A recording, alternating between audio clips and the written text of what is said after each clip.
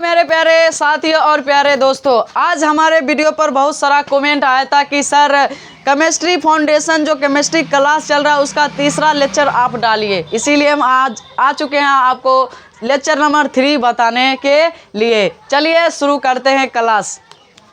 आज हम बताए थे पदार्थ के बारे में,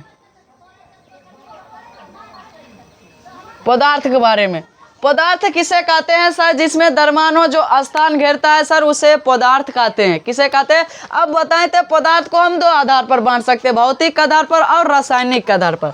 भौतिक आधार पर और रासायनिक आधार पर, भौतिक आधार पर, दूसरा रासायनिक आधार पर,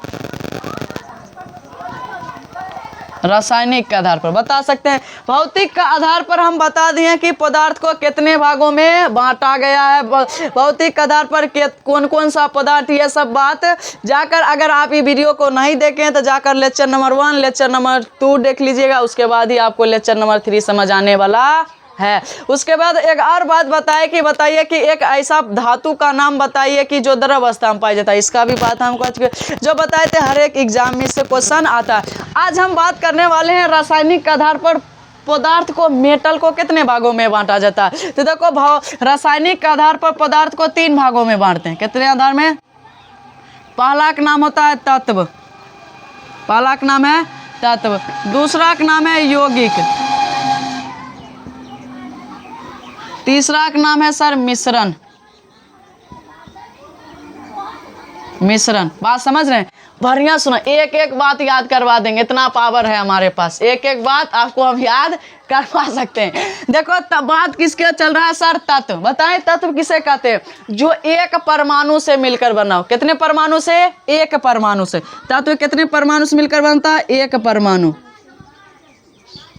अब सर परमाणु किसे कहते हैं? इसके बारे में भी बात हो चुका है।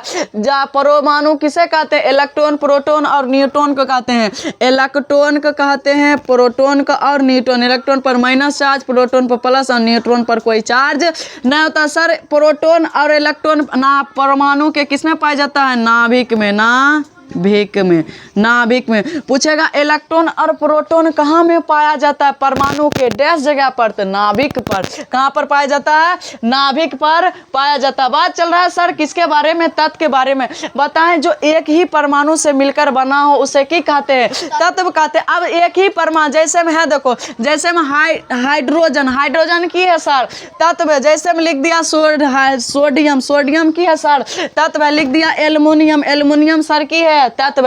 लिख दिया ऑक्सीजन, ऑक्सीजन की है सर तत्व। लिख दिया कार्बन, कार्बन की है तत्व।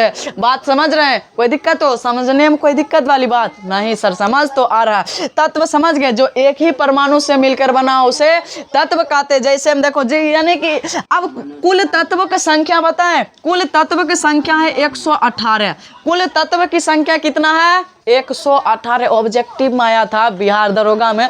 बताइए कि निम्नलिखित में से कुल तत्वों की संख्या कितना है? दिया हुआ था 118, 112, 115, 119। तो कितना मारना है? 118 में। उसके बाद देखो कहता है कि जिसमें 92 की है धातु है, 92 की है धातु पाई जाता है, 92 की पाई जाता है धातु। अब इसमें 118 में 92 घटा दो, उसके बाद जो बच जाएगा उसे की कहते हैं?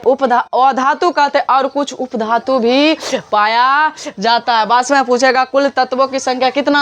118। कुल धातु की संख्या कितना होता है? 92 होता है। अब 118 में हम 92 घटा देंगे, जो बचेगा हमारा वो धातु कहला जाएगा। कोई दिक्कत? तत्व समझ गए? जो एक परमाणु। अब देखो तत्व, जब 2 या 2 से अधिक तत्व की होता है? मिल जाता है। जब 2 या 2 से अधिक तत्व की हो जाए, मिल जाए, उसे हम की कहते हैं? यौगिक कहते हैं। यानी कि बात समझ, जिसका सूत्र पता नहीं, कुछ नहीं याद रखना, जिसका डायरेक्ट याद रखना, जिसका सूत्र हमें की हो पता हो, जिसका फार्मूला हमें की हो पता हो, बस वो की होगा? यौगिक हो जाएगा। जिसका फार्मूला हमें पता हो ये की कहलाएगा? यौगिक कहलाएगा। अब जैसे हम जानते होंगे जल H2O, H2O ये किसकी फार्मूला है सर? जल का। पूछेगा बताइए ये जल की है तत्व की यौगिक की मारना है? यौगिक। अगर यौगिक क्योंकि H2O की है सर फार्मूला है। उसके बाद और लिखे है देखो CO, CO, CO, CO3, CO, CO 3 sir ये की है सर तत्व है। अब बताइए यौगिक है क्योंकि की है सर फार्मूला है, संगमरमर का सूत्र ऑब्जेक्टिव आ जाता है। संगमरमर का सूत्र बताइए CaCO3 से बिना बुझा हुआ चूना भी कहते हैं। बढ़िया सुने, बिना बुझा हुआ चूना संगमरमर को की कहा जाता है, बिना बुझा हुआ चूना भी कहते हैं। देखो अगर कोई भी चीज की फार्मूला में लिखा हो जाए की कहलाएगा, यौगिक कहलाएगा। बात समझे, जो फार्मूला में लिखा हो जाए, अब जैसे H2O हाफ CO3, आप पूछेगा बताइए एक ही है सर, एक ही है, यौगिक है क्योंकि फार्मूला में लिखा हुआ है। अगर आपको फार्मूला में लिखा हुआ मिल जाए तो यौगिक को कह देना, लेकिन खाली सिंगल मिल जाए, आप जैसे कह देगा बताइए किंची Mg मैग्नीशियम किंची है तत्व के यौगिक फार्मूला में है, यानी कि खाली की है सिंगल है तो मार देंगे तत्व। लेकिन इसी में पूछेगा MgCO2 तो आप देखो फार्मूला आ गया MgCO2 आप बताओ की है CO2 मैग्नीशियम कार्बन डाइऑक्साइड। आप फार्मूला में हो गया तो फार्मूला जैसे आएगा की बोल देना, यौगिक बोल देना। बात समझ गया। अब देखो सर मिश्रण किसे कहते हैं, मिश्रण किसे कहते हैं, कहता है कि जब दो या दो से अधिक पदार्थ आपस में की हो जाए, मिल जाए। अब जैसे देखते होंगे शरबत बनाते हैं, देखे शरबत में जब कोई फंक्शन होता है इत्यादि चाय पिलाता है, शरबत लीजिए भाई एक गिलास पी लीजिए, हम भी गए थे तो शरबत है। अब देखा शरबत में क्या होता है, चीनी और पानी आपस में जब मिला दीजिएगा तो उसका कण पता नहीं चलता, यानी कि चीनी कहाँ चल जाता है किसी को पता नहीं चलता। बस चीनी कहाँ गया नहीं गया किसी को पता चलता है। अगर चाशनी बनाते हैं तो क्या होता है, चीनी पानी देते तो चीनी कहाँ चल जाता है किसी को पता, जब सूखता है तब पता चलता है चाशनी है। अब देखो उसी प्रकार की होता है मिश्रण। अगर दो पदार्थ को आपस में हम के दिए मिला दिए, मिलाने के बाद उसका संगठक कण होता है वो पता नहीं चलता, वो की कहलाता है, मिश्रण कहलाता है। बात समझे। आप जैसे चीनी और पानी आपस में मिला दिए की कहलाएगा मिश्रण। अब दूध और पानी को आपस में मिला दिए की कहलाएगा, मिश्रण करेगा। और तेल और की करेंगे, तेल करासन तेल और पेट्रोल आपस में मिला देंगे की कहलाएगा, मिश्रण का, क्योंकि उसका कण पता ही नहीं चलेगा। दूध और पानी मिला दो पता चलता है कि दूध है कि पानी है, पता चलता है। अगर किसी जगह पर दूध लेते हैं तो वहाँ पर कभी कभी की करता है आदमी दूध दे देता, दूध में देता है 1 लीटर पानी, तो आदमी कहता है दूध है, क्योंकि सफ़ेद दूध पानी की होता है सफ़ेद हो जाता है, इसीलिए पता हमें नहीं चलता। अब देखो मिश्रण होता है सर कितने प्रकार के, 2 प्रकार के। मिश्रण कितने प्रकार के, 2 प्रकार। पहला का नाम है समांगी मिश्रण, दूसरा का नाम है विसमांगी।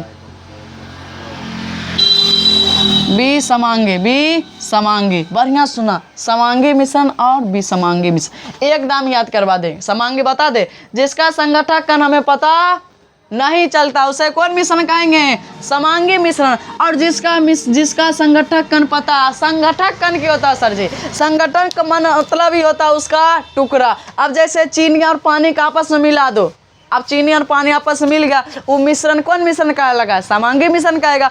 लेकिन अब ईटा और पानी मिलाओ, ईटा में कितनों, पानी में ईटा कितनों दे दो, पानी कितनों दे दो, ईटा एक को रहेगा फिर भी की होगा, कभी मिलने वाला ईटा नहीं है। कितना भी कंकर पत्थर की करो पानी में धर दो मिलने वाला नहीं, चाहे कितना भी दूध में की कर दो, ईटा पत्थर रख दो फिर भी नहीं मिलने वाला। अगर 2 चीज़ को हम मिला रहे, अगर नहीं मिला तो विसमांगी, अगर दोनों आपस में मिल गया तो की कहलाएगा, समांगी कहेगा। बात आ रहा बात समझ रहे हैं, समझ आ रहा होगा, कोई दिक्कत वाली बात नहीं होगा। समांगी विसमांगी समझ गया। अब देखो यौगिक भी सर 2 प्रकार के होते हैं। यौगिक कितने प्रकार के होते हैं, यौगिक भी क्या प्रकार के, 2 प्रकार के। पूछेगा यौगिक कितने प्रकार के होते हैं, 2 प्रकार के। बता दें बाबू, बता दें हाँ बता दीजिए सर। पहला का नाम है कार्बनिक यौगिक, दूसरा का है अकार्बनिक। पहला का नाम है कार्बनिक, दूसरा को अकार्बनिक। बढ़िया सुनियो, पहला बताएं कार्बनिक, दूसरा अकार्बनिक। बढ़िया सुना, जिसमें कार्बन देखने को मिल जाए खोलते मात्र, जिसमें CC देखने को मिल जाए, CC उसे कहेंगे कार्बनिक यौगिक। लेकिन जिसमें CC की मात्रा नहीं पाया जाए उसे हम कहेंगे अकार्बनिक यौगिक। अब जैसे में लिख दिया है, देखो अब जैसे में लिख दिया किंची CO2। अब बताइए कौन यौगिक है, कार्बनिक की अकार्बनिक है सर, C बोले, C लिखा दिया कार्बनिक। अब जैसे आप पूछेगा ई बताओ कार्बनिक यौगिक है, डायरेक्ट है देखो सी देखने को मिल गया कार्बनिक यौगिक।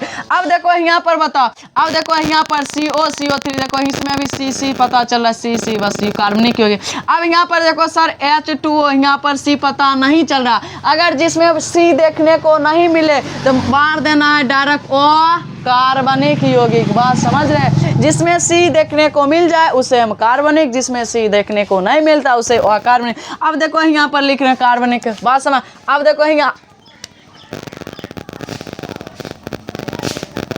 NaCl।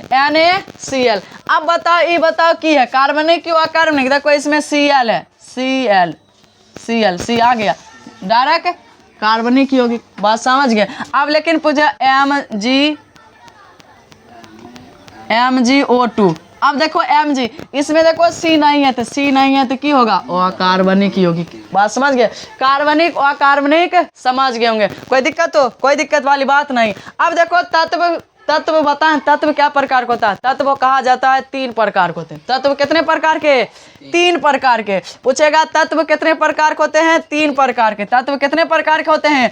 3 प्रकार के। कितने प्रकार के होते हैं? 3 प्रकार के होते हैं। जिंदगी लगा दो जिंदगी बनाने में दोस्त, जिंदगी लगा दो जिंदगी बनाने में। अगर आप किसी परी के पीछे आगे पीछे कर रहे हो तो परी आपको आसमान छुला सकता है। अगर आप की कर रहे हैं अपना काम को लक्ष्य से, अगर एक दिन नहीं पढ़े कोई दिक्कत, 2 दिन भी नहीं पढ़े कोई, लेकिन तीसरा दिन पढ़ना जरूरी है। अगर आप एक दिन नहीं पढ़िएगा, 2 दिन नहीं पढ़िएगा, तीसरा दिन भी नहीं पढ़िएगा तो पढ़ने से धीरे धीरे क्या हो जाएगा, मन उतरने लगेगा। इसीलिए आप अपना फोकस की करना है, फोकस एकदम डायरेक्ट बोर्ड पर करना है कि एक एक बात छूट ना जाए। हर एग्जाम ऐसा क्वेश्चन आता है, एग्जाम बिहार दरोगा में पूछा था, ये देखो बताते पूछेगा कुल तत्वों की संख्या कितना होता है, 118 होता है। और यहाँ से क्वेश्चन आया था H2O कौन सी तत्व है, क्या है, तत्व है, यौगिक है, मिश्रण है। तो है देखो जिसका फार्मूला देखो यही सब्जेक्टिव आता है, यही सब क्वेश्चन आता है। लेकिन आप पढ़िएगा समझिएगा तभी क्वेश्चन आपसे बनने वाला, अन्यथा आपसे बनने वाला नहीं है। बात समझ गए।